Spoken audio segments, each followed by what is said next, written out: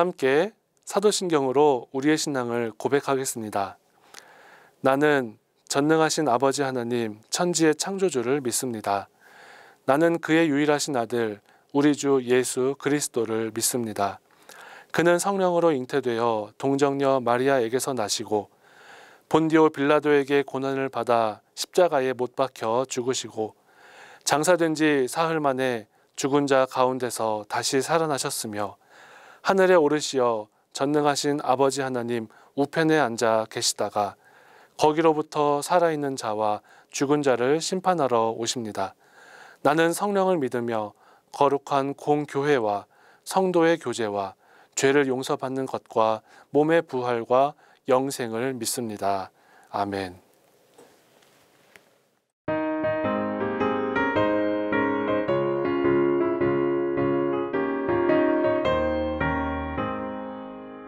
내가 매일 기쁘게 주의 길을 가는 주의 팔에 나를 안보하며 내가 주의 큰 복을 받는 참된 비결은 주의 영이 함께함이라. 성령이 계시네 할렐루야 함께하시네. 좁은 길을 걸으며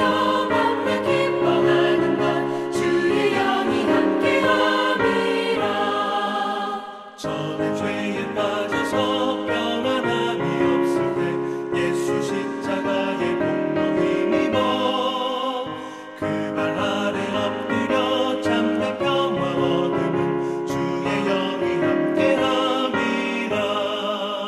성령이 계시네 할렐루야 함께하시네. 좁은 길을 걸으며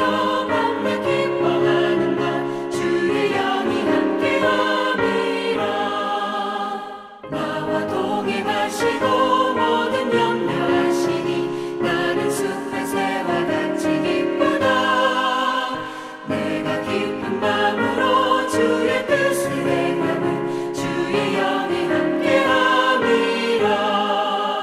성령이 계시네 할렐루야 함께하시네. 좁은 길을 걸으며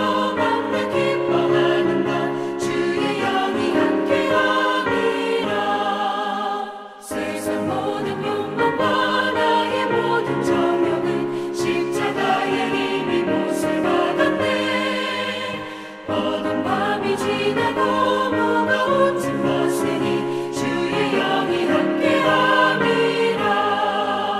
성령이 계시네 할렐루야 함께하시네. 좁은 길을 걸으며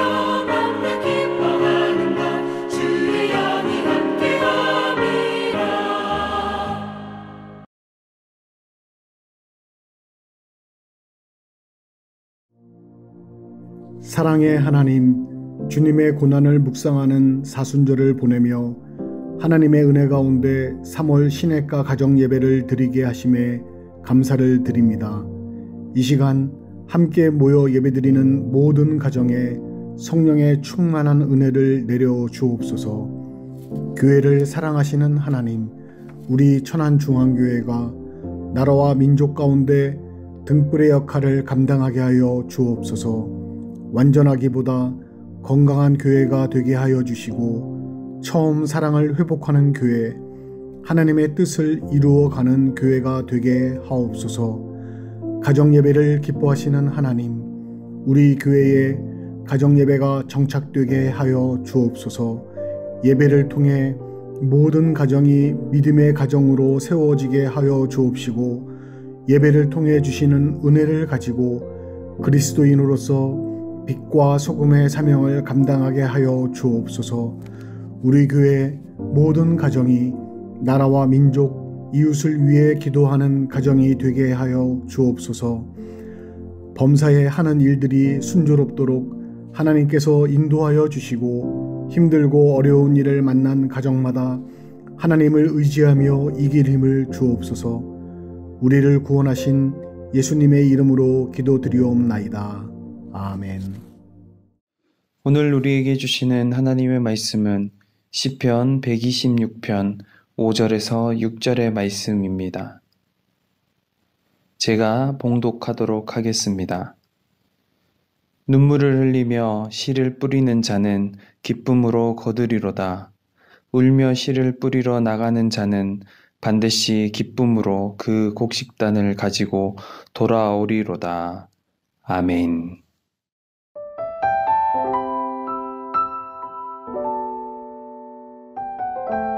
반갑습니다. 영국의 신학자 매튜 헨리는 의인이 뿌린 슬픔의 눈물은 모두 진주가 되어서 나온다라고 했습니다. 인간이 동물과 다른 점이 바로 눈물입니다. 눈물에는 힘이 있습니다. 상처를 깨끗하게 닦아내고 또 더러운 먼지도 깨끗하게 씻어냅니다. 우리 마음에 상처가 있고 또 우리 마음에 먼지가 있을 때 마음의 상처와 먼지는 눈물로 씻을 수 있습니다. 뻣뻣한 스펀지가 물기를 먹으면 부드러워지듯이 눈물을 흘리면 굳었던 우리의 마음도 부드러워집니다. 우리는 이 땅을 살아갈 때 하나님의 나라를 바라보고 또 살아가야 합니다. 그렇기에 하나님은 우리가 보이지 않는 하나님의 나라를 볼 수 있을 때까지 눈물로 우리의 눈을 씻어 주실 것입니다. 사랑하는 천안중앙교회 성도 여러분, 여러분의 가정에도 하나님이 주시는 이 눈물이 가득하기를 바랍니다. 하나님의 백성으로 살아가면서 우리 가정이 흘려야 할 눈물들이 있습니다. 그 눈물에 대해서 오늘 살펴보겠습니다. 첫째, 긍휼의 눈물입니다. 여러분, 긍휼이란 상대방에 대해서 불붙는 마음입니다. 상대방을 있는 그대로 받아주면서 하나님의 사랑을 베푸는 것이 긍휼입니다.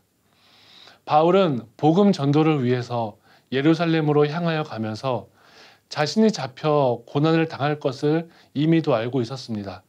그때 자신이 목회했던 에베소 교회의 장로들과 이별을 하면서 눈물로 각 사람을 훈계한 것을 기억해 달라라고 하였습니다. 바울은 에베소 교회를 향한 긍휼이 있었고 에베소 교회 장로들은 바울을 향한 긍휼의 마음이 있었습니다.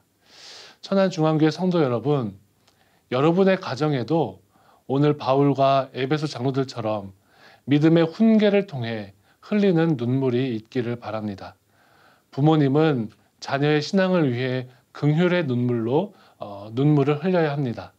자녀는 부모님을 이해하면서 긍휼의 마음을 가져야 합니다. 부모와 자녀가 서로 위해 사랑하고 상대방을 인정하면서 하나님의 사랑으로 사랑하며 흘리는 눈물이 꼭 필요합니다. 두 번째는 기도의 눈물입니다. 가정이 바르게 세워지는 데는 가장 중요한 것이 있는데 그것이 바로 기도입니다. 아무리 가족이라고 해도 말로 상처를 줄 수 있고 마음이 맞지 않을 때도 있습니다. 그때 가족이 하나 되도록 묶어주는 가장 좋은 방편은 기도입니다. 특별히 부모님이 자녀를 위해서 흘리는 기도의 눈물은 힘이 있습니다. 여러분 다 아시지요? 기독교 역사의 최고의 신학자 성 어거스틴은 어린 시절 방탕한 생활을 하였습니다. 10대에는 불량배와 어울려서 쾌락을 쫓았고 도둑질도 하였습니다. 20대에는 방탕한 생활을 하였고 당시 이단이던 만일교에 빠지기도 했습니다. 어거스틴의 어머니 모니카는 수 없는 세월을 눈물로 기도했습니다. 그런 모습을 본 그 당시 암브로시우스 감독은 염려하지 말라고, 이렇게 눈물을 흘리는 기도의 자녀는 망할 리가 없다라고 하였습니다. 어거스틴이 로마서 13장 13절에서 14절의 말씀으로 회심을 하였는데 어머니에게 자신이 받은 그 은혜를 말씀드릴 때 그 어머니 모니카는 기뻐서 어쩔 줄 몰라 하며 하나님 앞에 다시 눈물로 감사 기도를 드렸습니다. 회심한 어거스틴은 이렇게 말합니다. 나에게 어머니는 하나님의 음성이었습니다. 어머니를 통해서 하나님은 나에게 말씀하셨습니다. 어머니의 권면을 거절한 것은 곧 하나님을 거절한 것이었습니다. 천안중앙교회 성도 여러분, 여러분의 가정도 서로를 위해 기도의 눈물을 흘리는 가정이 되시기를 바랍니다. 부모님은 자녀의 신앙을 위해, 자녀들은 부모님의 신앙을 위해 기도의 눈물을 흘리면 하나님의 믿음의 역사가 일어날 것입니다. 셋째, 기쁨의 눈물입니다. 창세기에 야곱은 바로 앞에서 자신의 삶을 험악한 세월이었다라고 말하였습니다. 야곱의 삶을 보면 우리의 삶과 같이 힘든 일, 또 외로운 일, 어려운 일, 배고픈 일들이 계속되면서 마치 야곱의 삶의 모습은 우리의 모습과 많이 닮아 있습니다. 여러분 찬송가 191장을 아시지요? 내가 매일 기쁘게의 고백처럼 우리는 직장 생활을 하면서 학교 생활을 하면서 또 가정 생활을 하면서 주님이 인도하시는 은혜를 기억하며 승리하기를 또 승리를 경험하기를 바랍니다. 그리고 그 좁은 길을 걸으며 기쁨의 눈물, 승리의 눈물을 흘리셔야 합니다.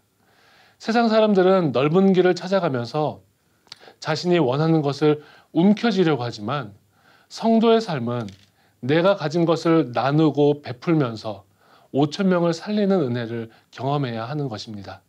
좁은 길을 걸어가면서도 때로 고난을 만나도 감사와 소망, 찬양하며 승리하는 성도가 되어야 합니다. 사랑하는 여러분, 우리 인생길에서 자녀들과 함께 기쁨의 눈물을 흘리는 가정이 되시기를 바랍니다. 부모님과 자녀들은 진정한 승리를 경험하며 기쁨의 눈물로 하나님께 영광 돌리는 가정이 되시기를 바랍니다. 기도하겠습니다. 살아계신 하나님, 하나님의 인도하심과 보호하심 가운데에 우리 모든 천안중앙교회 성도님들의 가정이 든든하게 세워지게 하심에 감사를 드립니다. 오늘 주시는 말씀의 은혜와 같이 우리가 믿음 생활하며 주 앞에 아름답고 거룩한 눈물을 흘리며 걸어가는 믿음 생활 될 수 있도록 역사하여 주옵소서. 각 가정이 하나님이 주시는 은혜로 말미암아 기뻐하며 감사하며 흘리는 눈물로 충만하게 하시기를 간절히 구하오며 예수님의 이름으로 기도드리옵나이다. 아멘.